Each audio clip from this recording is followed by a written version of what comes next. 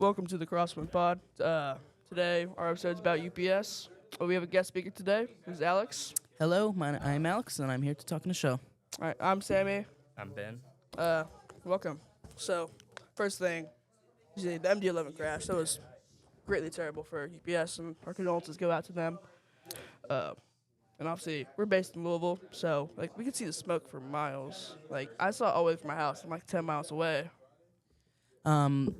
My dad, who is a pilot for UPS, he flies on the 7576 fleet.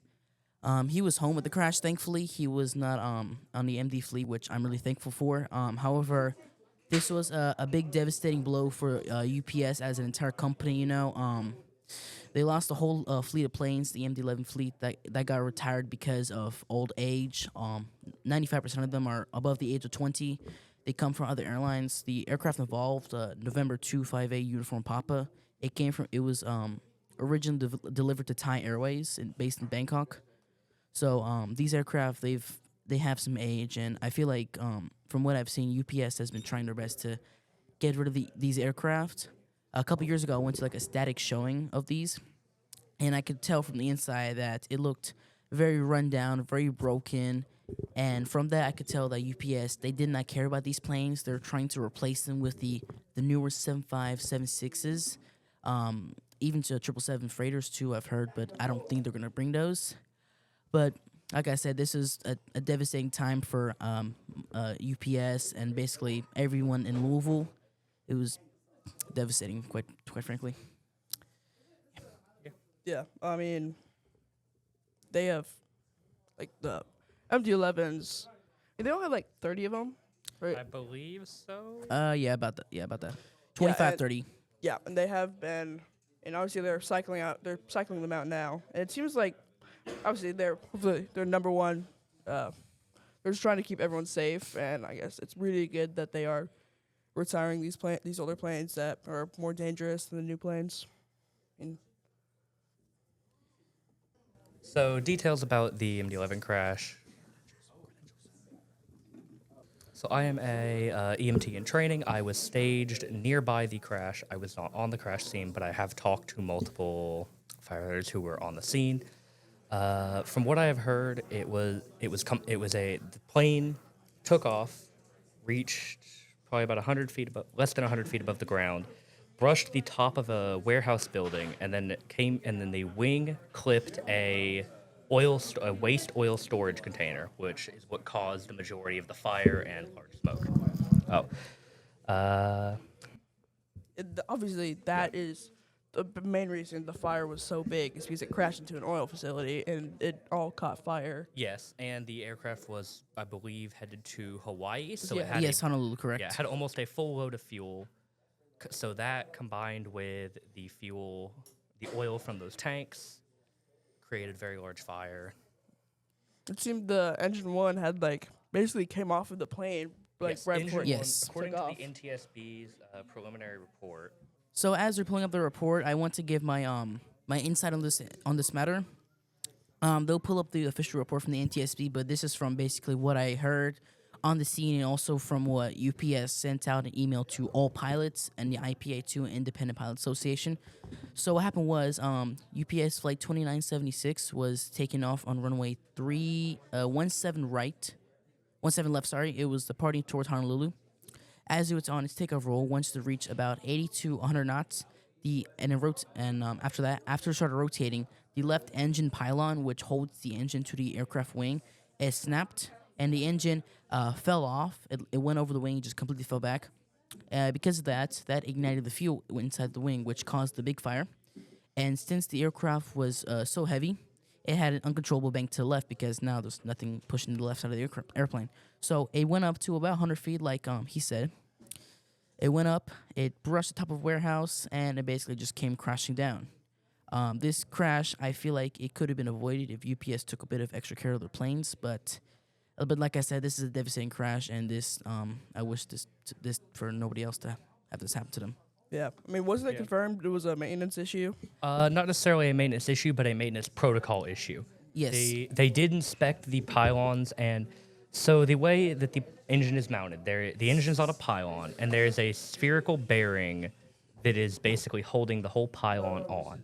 And in this crash, when the bearing was recovered, the bearing had fractured and was in multiple pieces.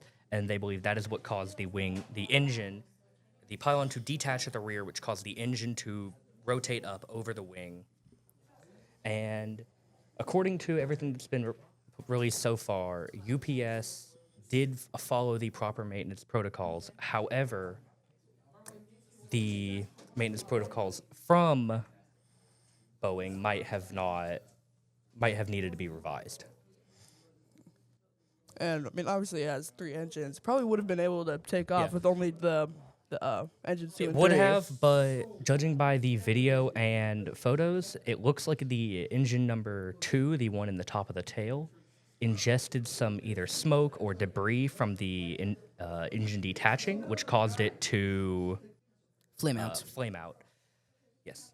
And you can see from these photos, we'll pop them up on screen, but you can see from the photos, like, the engine just completely comes off, and it's, like, flying by itself. And I do believe there was a picture of part of the engine sitting next to the runway. Yeah. Yes, that's correct. Also, given the fact that the plane was so heavy, it's fully loaded with cargo, fuel. It's going across the U.S. and across the Pacific to Hawaii too.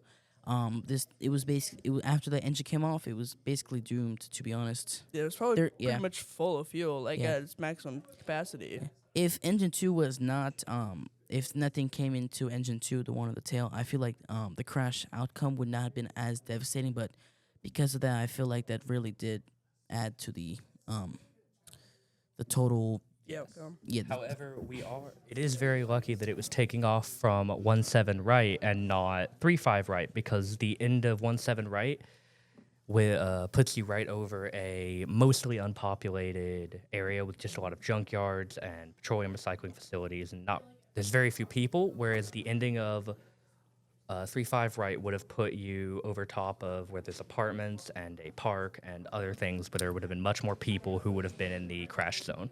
Yeah, on that note, for Louisville, I feel like I should describe this, but for Louisville Airport, there's 3 main runways. It's 17 left and 35 right, and then 17 right and 3 and vice versa.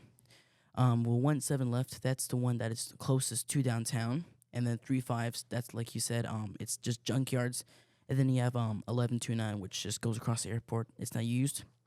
If the plane would have taken off on the 35s, it would have crashed directly over downtown, which would have put so many more lives out. It would have been much more devastating. However, because it took off out of 17, thankfully it did not go over any heavily populated areas. Does the MD-11, can it even take off? Is it even certified to take off from the other runway? It's much shorter. I don't think it can take off. Are but you talking about the Crosswind runway? No, or- the 17 left. 17. Oh yeah, it can. Yeah, it can. And then I 1129. believe everything UPS operates, with the exception of the Dash 8 747s, can take off of the left runway. I mean, so obviously this was very terrible, but where does UPS go from here? Because I mean, they're losing 30 cargo planes. Do they buy newer 777s? Do they buy some used like 75s, 76s? I think what UPS is doing right now, I've heard from a couple rumors from my dad, like I said, UPS pilot. I've heard that UPS is looking into purchasing some 777 freighters. They've also ordered a couple of new 767 freighters from Boeing, so that's currently on order. There are a couple that have been delivered to replace the fleet. However, also one thing that UPS has also done, they've decided to kind of dry or wet lease other cargo fleets, such as Ameriflight. Just Maersk and like Kalitta Air. Yeah, Kalitta Air. Everyone else, they kind of jumped in to help UPS. Using the Maersk 76s, right? Yeah, Maersk. Mm-hmm. Everybody jumps into this. It's really nice to see the airline and cargo community come together and help each other out. But like I said, it's a big deal when you lose an entire fleet. That means you lost you lost a lot of money. You lost a lot of money in terms of loss of cargo transportation and repairs to the parts that were damaged in the crash. They did make they did make the decision to retire the MD-11s after this incident. I've Yes. heard that FedEx will be reintroducing them. Yes. Although currently they are under an airworthiness advisory, so all MD-11s and DC-10s are currently grounded and are not allowed to fly until the NTSB finishes their investigation into this crash. Yeah, but I'm not sure if this is right. Actually, can you check on this? I believe FedEx's MD-11s are newer than UPS's. I'm not sure on this. He's checking it right now. But UPS, they're second or third hand owners. That's why they're a little bit more aged. They have a bit more wear and tear to them. So are they older, younger? I would love to be able to tell you, but Nothing. give me a minute. Oh yeah, the internet. They seem to be a little bit newer, but they seem to be about the same age. So we looked at the fleet, and we could tell that FedEx's fleet was newer. They did take a little bit more care because FedEx's fleet, it's a little bit smaller. They mostly they fly only. Actually, it's a little bit bigger. So they have 75, 76, 777, and MD-11s, and also some other small aircraft. So I feel like they do take good care of them, yes, and they're doing a good job making sure that they're safe to fly again. So that way this does not happen again. And looking at the fleet, it seems like a lot of their MD-11s were previously grounded and not in use before the crash. It seems like they only had five of their fleet that were still in use at the time of the crash. All of these MD-11s were delivered like mid to late 90s and like in the 2000s. Yeah. So they are somewhat newer. But than some of them were the UPS. also, some of the later delivered ones, like November 573 FE, were delivered to a different airline previously and then converted to a freighter later on. All right, so the plane that crashed, November 258 Uniform Papa, it was delivered in 1991, which is not too old for an aircraft, but also not too new. So it's right in the middle there. But also you have to remember these aircraft, they do a lot of missions. They fly a lot more than cargo. You know, they fly up to 3-5 times a day. Meanwhile, passenger it's a lot less. Yeah. And while there are quite a few, while 30 years is not old in any means for a general aviation aircraft, for a large jet such as this, that is quite old because they tend to do, as he said, multiple flights a day, longer flights, heavier landings, and in general tend to not last as long as a general aviation aircraft. Yeah, the planes, it does not look like they're going to be ready anytime soon. But my big question is, what are they going to do with them? Are they going to scrap them, or are they going to like donate them to a museum? So what I've heard, UPS has not officially confirmed this yet. However, I've heard from the IPA that UPS is planning on scrapping them. Although FedEx may try and make their way with them to try and Try to buy them off. yeah try to to get a buy 'em couple. off UPS. However, some of them they will be scrapped for parts and they're scrapped for parts. Some of them, yeah. So that's about it for the crash. Once again, this is a devastating blow for UPS and the city of Louisville and also the MD-11 fleet. This was felt around the world. It was, rest in peace to those who have died. But anyways, our next topic in this will be UPS retiring the A300 fleet. All right, so the A300 fleet from UPS. My dad, he doesn't fly the A300, he's 7576, so I don't have a lot of info on this. But I've heard that, I've also seen that I think they're a little newer than the MDs, maybe a little older, maybe the same. Most of them were delivered in the early 2000s Okay. As freighters originally made for freight. Yeah, and it seems that I looked it up a while ago, but apparently they're not gonna actually fully get rid of them until 2030. So they do have time to find replacements for them. I do believe currently they're buying 767 freighters, Yes. slowly replacing some of the older or more problematic members of the A300 fleet. And Yeah, their A300 fleet was much larger than their fleet of MD-11s. They have a lot. Yes.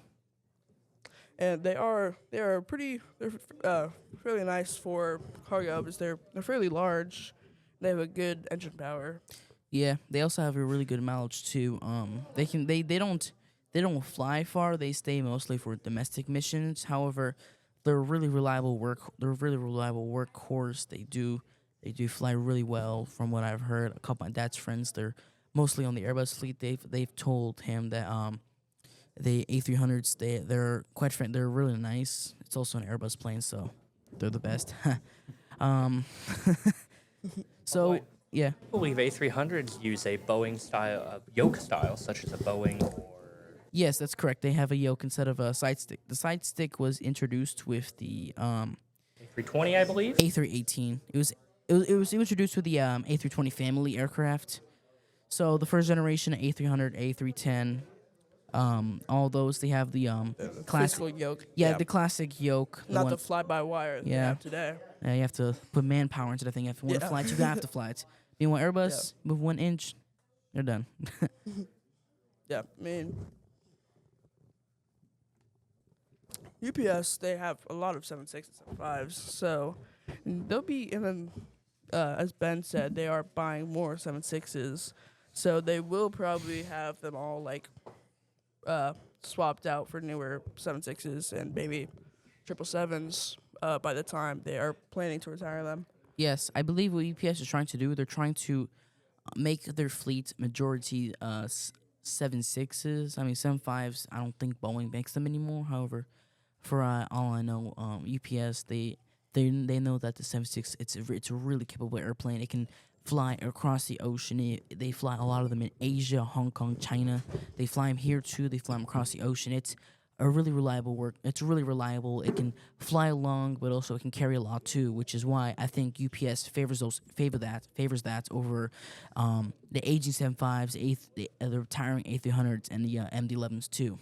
Yeah, and there's a great benefit to having only like a few kinds of planes and having a very large amount of one specific plane because you can cut down on costs of training and maintenance. So you don't have to like have multiple different maintenance crews for each kind of plane. And then you can just have the same type of training for most of your pilots. Yeah, it makes so it easy. you don't have to train them to switch to a different, I like, do i.e. believe like a that the 747 or a 7.5. The certain later variants, 757, require the same certification as the 767. So operating a fleet of majority 7.5s and 7.6s leads to being able to have the majority of your pilots have the same single certification, with the exclusion of the ones who fly across the ocean in the 747s. Was the A300 was their only Airbus plane, right? Yeah. Yes. I don't remember the top of my head. I think that's the only one they had.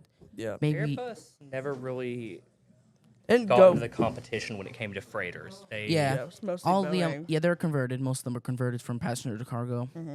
The Boeing is they'll have all Boeing planes. Yeah, because they'll have the 7.5, 7.6, and the 7.4. Yeah, I think this is the thing with the 7.5, 7.6s. About 75% of them are converted from passenger to freight.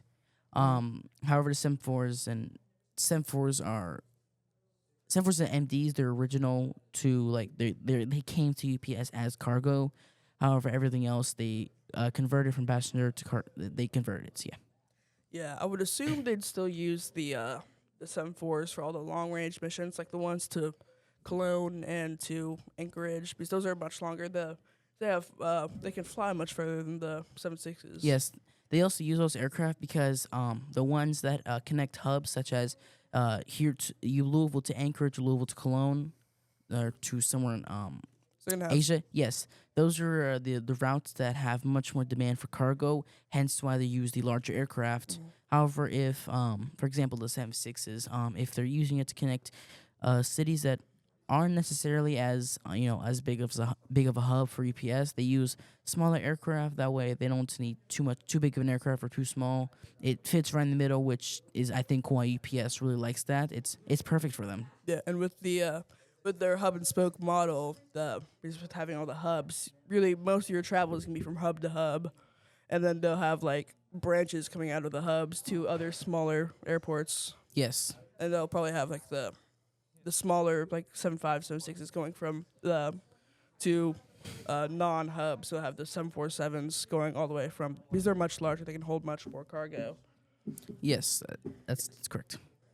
Also, another thing with having a very homogeneous fleet of mostly 75s, 76s with a couple 747s is ground crews. Ground crews, certain members of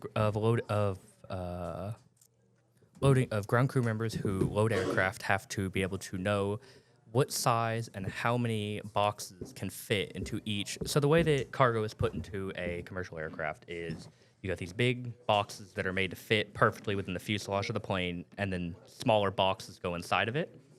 And the large containers, you have to be able to know how many boxes and what size will fit into them. Yeah, because they'd have multiple different size boxes Yes. for the different. For the different holds. Yeah, aircraft. different pallets. And Different from pallets. having talked to multiple people who were formerly loading, the MD-11 boxes were the worst to load.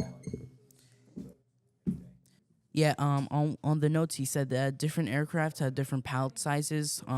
Especially those that were converted, they have different ones because they're not the tracks. The tracks are the things that the pallet or box runs along. They're different to what are original on the actual cargo aircraft. So I think it's a good idea that UPS tries to stick to mostly one type of aircraft. That way it's easier, cheaper, and makes everyone's life a whole lot easier. So I think that will be about all for this week's episode. Thank you for tuning in, and hope to see you next time.